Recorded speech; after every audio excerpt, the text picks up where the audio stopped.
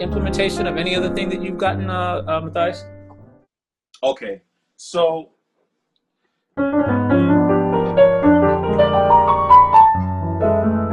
like what I just did there Wow. Okay, is, so wait a minute. What did you end? Well, yeah. Just go ahead and describe it for us. so remember we did this? Yeah. Whoops. Right. I took out the last portion. Uh-huh. I only had flat and the F. Right? Okay. So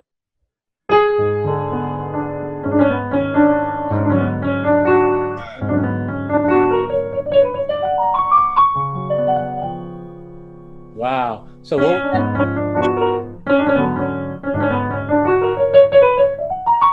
Is that kind of the half the minute it was the ratio you were talking about? same half diminished concept. So all I did was I moved it up a minor third. So I went from F to A flat, and the notes I probably put there, would be A flat, D, F sharp. Then in my right hand I would have B, and have my left hand I would have B, and then my right hand I would have D, F sharp, A sharp, and then C sharp.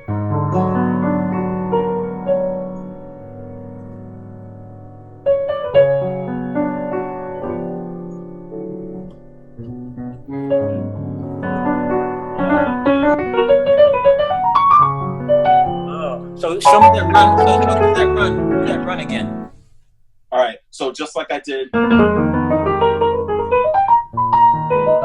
Okay, yeah, because we got that wasn't on the record. Okay, so those of you who missed the earlier part of this presentation, Matthias was giving. He showed us one of his best one of his favorite licks to use, and it uses a half diminished concept. And basically, he's kind of doing it's kind of like a arpeggiated kind of a move that he does with a half diminished, and I guess he's kind of learned that in every key and kind of mastered a way to make it sound kind of different over different voicings and things like that. So you're catching us in the middle of this.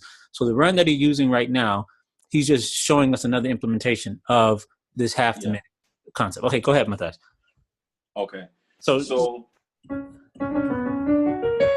right? Yep. That's exactly what it is. So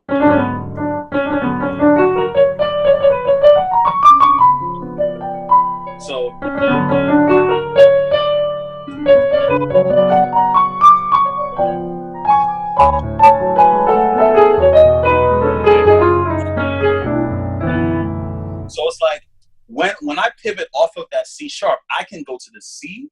I will see if I want. I can go to the D. I can go to the F sharp, which is the 6. Wow. I can go so when I go let's say we're playing A. A is what we're playing in. So we're going 7-3-6. So we're on our A flat, which is the 7. I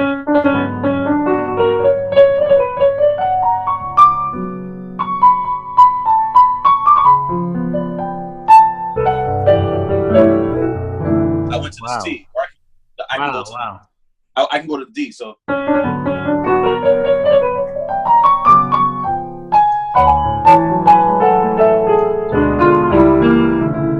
and that's a 7-3. So that you're using it as a 7-3-6 progression. Right. So 7, 3, 6, 2, 5, 1.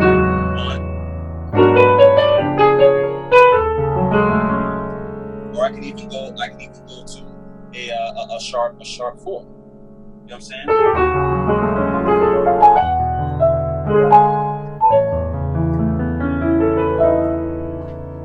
So it's like there's so many ways I could pivot off of that chord, which is why I always try to tell people about my progression in music is that I don't have like a way. Like I don't have a way that I'm feeling you. My formula is to try as many different ways as possible to sort of get to where you want to get to. So if I want to get to 1, you know what I'm saying? If I'm trying to get here, if I'm trying to get to the 1, if I'm trying to do a regular 1, or if I'm trying to do the major 7, right? I'm trying to do the major 7. There's so many ways I can get to that major 7 over that 1. There's so many ways I can do that. You know what I mean? I can go from F.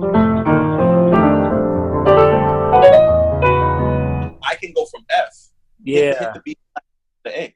You know what I mean? I can approach the A coming from. You know what I'm saying? I can approach the A from the 5 walking up, 5, 6, 7, 5, 1. You know what I'm saying? I can do there's so much stuff you can do. I don't really have a way. So you're not limited. You're not limited by, well, I'm in the key of F, so I have to play notes. I'm not limited by that, because my thing, what I like to think about is also a good tactic to use is, what is my relative minor? So if I'm in A, my relative minor is C.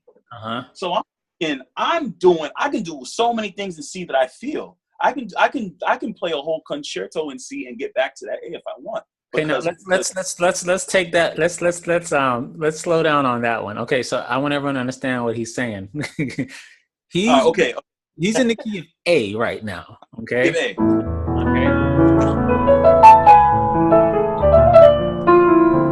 Now, what I did was, that's 4 minor, and guess what 4 minor is? We're in C now.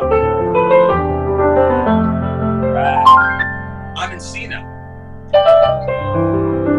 and I can use this C to go back to the 2 of A. Right. So it's almost like you can think. So it's like I think C. Like yeah. Like I'm in C. You know what I'm saying? I can switch between those keys if I want. You know what I mean? And so that's what makes this so exciting and fun, because I can. I didn't get that question. No. What he's saying is that in the key of A, the relative minor of A is C. Yeah. Okay. Yeah, no, the relative A. Actually, no. What we mean. I'm sorry, we have that backwards. The relative minor of C is A. Is the way I should be saying it. My bad. The relative minor of A is F sharp. My fault. Yeah. Okay, so A is C's relative minor. My fault. I got that wrong. Yeah. So I'm thinking reverse.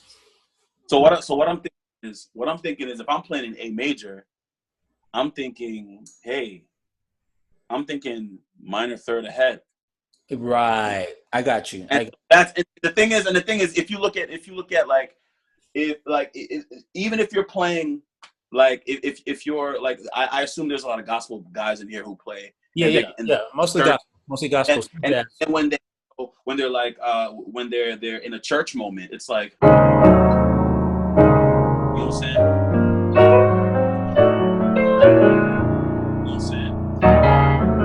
Right?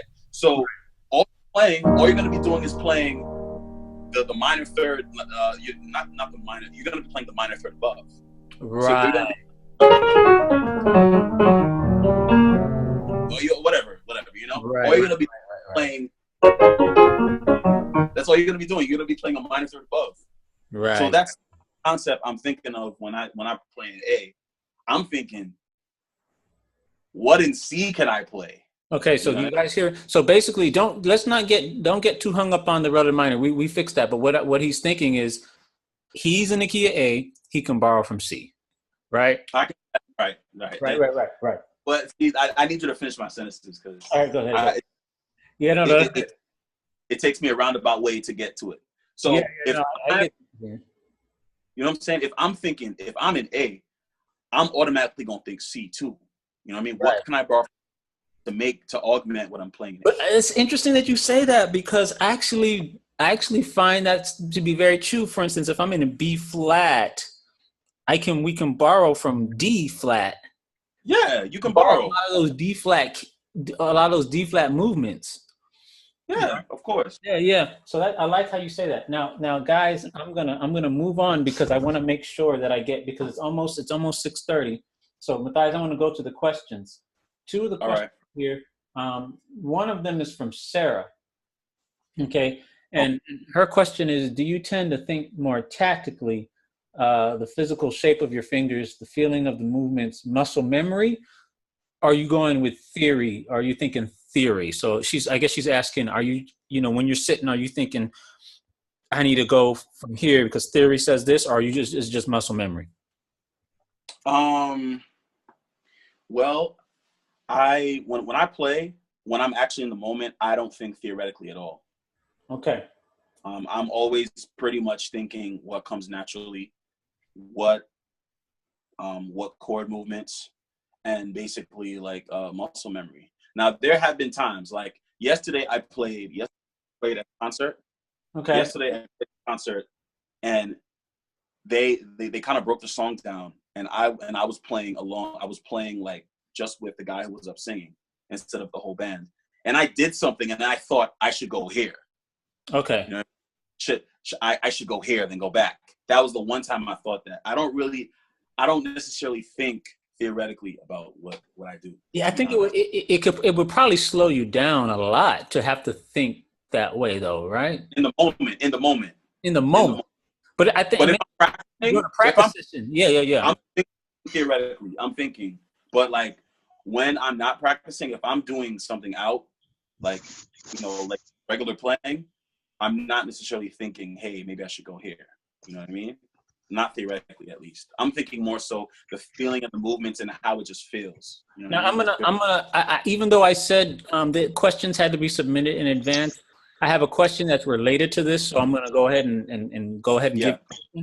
Uh, it says, is that because you play what you've internalized? That's coming from Joshua.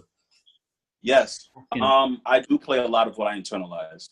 So I internalize a lot. Like I learn different records and things of that nature, to play for different events and things of that nature. And if I hear something that I like, I'm going to internalize it, and then I'm going to mix it to do what I want it to do.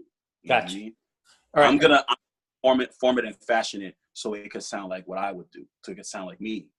You know what I mean? So Wow. Yeah. I'm still trying to figure out what Jarrell Man Little did and see how I can augment playing. Because I even tried to do that yesterday when I was playing yesterday. I tried to and I was like, let me see where I can fit it in somewhere. This is interesting, Matthias, because you just said something really important. Because a lot of the people who knew of my channel was because they were familiar with the MIDI files, and so Yeah, it's interesting because the MIDI files will give you the notes, but yet you're going further. You're not just saying, "Well, I want the notes to what he's doing." You're taking those notes, but you're still somehow making them your own. You're still giving your own flavor to it. This, like everything I hear you saying, that's what you're doing. You're listening right. to people, but you're still changing it and adapting it, though. Exactly. I'm changing it because he used it while playing A. I was trying to figure out yesterday how I could do it in F. I was trying Oh, to figure okay. out how I can make that work for somewhere in F. I'm just using it like I was just using it at random, just randomly, just to see Right. if it would in the middle of a song, just using it randomly, And and it sounded okay. But I'm gonna find this another way. You know what I'm saying? I'm gonna find another way to okay. use it. You know what I mean? And to make it my own. Yeah. So it's Also, funny because sometimes you can make a mistake and then you'd be like, wait a minute, it's not supposed to work theoretically, but I like the way it sounds. oh yes. I've definitely come up on some dope things that I like that were mistakes. That were pure mistakes. Right. But I was all right. But to the second question that Sarah asked, have I ever experienced a plateau in my skill level? Yeah, yeah. Man, I'll tell you this. As musicians, and I don't know if you all have experienced that out there, like sometimes you find something really dope to play and you're really satisfied with it, you love it. And then you get to a certain level where you kind of feel like, man, how can I get better? And then you start to kind of down yourself. Wow. Yeah, we were left. Those of us who were attended this training, we were left totally inspired and transformed by this training. And if you would like more information on how to attend trainings like these, go ahead and look in the description. This was a powerful interview. And again, I want to thank Matthias Patrick for doing this for us. And until next time, thanks for watching, and we'll see you later.